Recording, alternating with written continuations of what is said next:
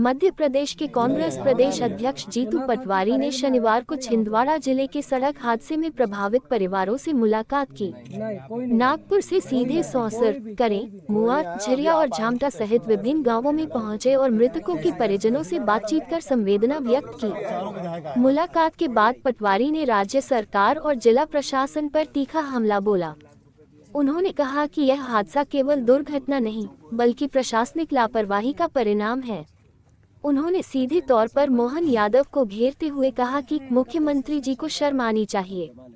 उनके कार्यक्रम में भीड़ जुटाने के कारण 10 लोगों की जान चली गई। पटवारी ने आरोप लगाया कि मुख्यमंत्री का दौरा भी इवेंट की तरह किया गया और पीड़ित परिवारों के साथ संवेदनशीलता नहीं दिखाई गई।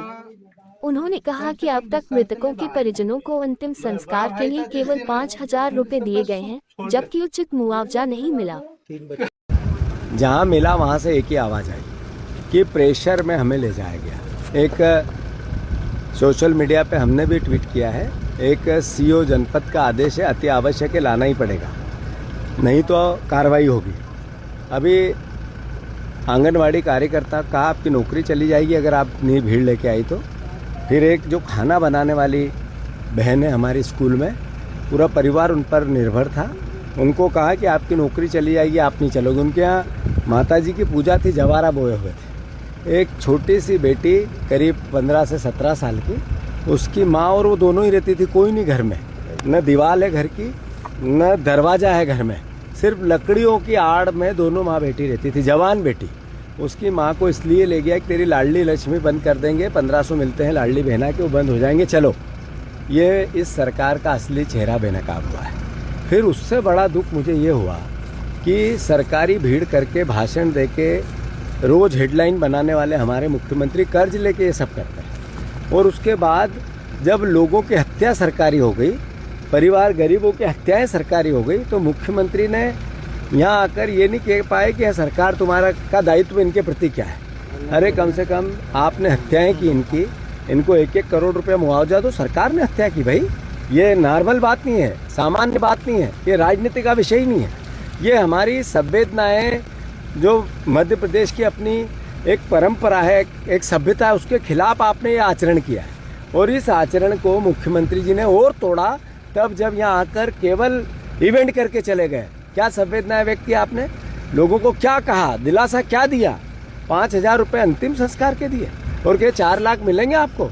सामान्य मौत होती है, 4 लाख का प्रावधान है, सरकार की योजना है, अपने आप पूरे देश में होता है। क्या उसके अलावा मुख्यमंत्री का इतनी सरकार का कोई दायित्व नहीं था? गरीब है इसलिए, कोई देखने वाला नहीं इसलिए, झोपड़ी है इसलिए, ये छोटे छोटे कर्मचारी हैं इसलिए। तो मुख्यमंत्री जी को बिल्कुल असंवेदनशील कृत्य करके गए कल वो, और इससे बड़े दोषी कर्मचारी अधिकारी, ये कलेक्टर भी दोषी है। इसको समझना था इस बात को कि अगर मुख्यमंत्री यहाँ आए हैं तो मुख्यमंत्री के पद की गरिमा रखनी थी भाई। आखिर पद की एक अपनी गरिमा है। मोहन यादव आज मुख्यमंत्री कल नहीं रहेंगे, थोड़े दिन बाद और कोई मुख्यमंत्री बनेगा, पर पद की गरिमा नहीं रखी आपने, यहाँ लेके आए और कोई सहायता नहीं की। ये शर्म का विषय है।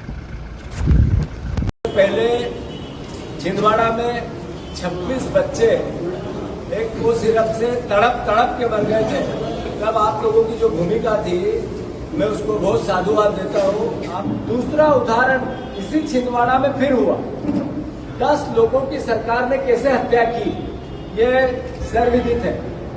एक आंगनवाड़ी कार्यकर्ता है, नौकरी से हटा देंगे अगर आप 40 महिलाओं को लेके नहीं आए। वो आंगनवाड़ी कार्यकर्ता खुद तो मौत के आगोश में चली गई, पर वो जो बहनें लेके आई थी वो भी सब घायल हो गई और उसमें से भी कई की जान चली गई।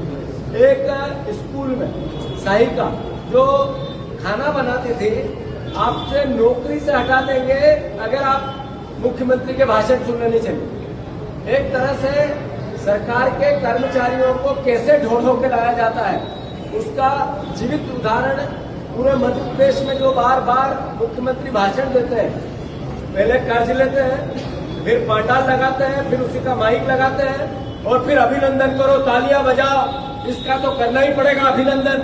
आप भी बैठे रहते हो तो आपसे कई बार तालियां बजवा देते हैं, पत्रकारों से बजवा देते हैं। ऐसे हुनरबाज मुख्यमंत्री इससे पहले मध्य प्रदेश की नहीं देश की धरती पे नहीं हुए। मैं मानता हूं कि एक बहन हमारी, उसकी 17 साल की बेटी, वो 1500 रुपए उसको मिलते थे लाडली बहना के नाम।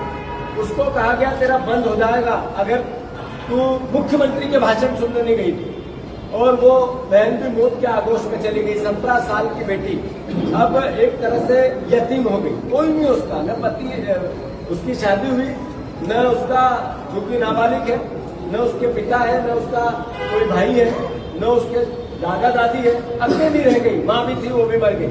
घर नहीं है, आसपास से लकड़ी से दीवारें बनी है जो बाहर से अंदर देख सकते हैं।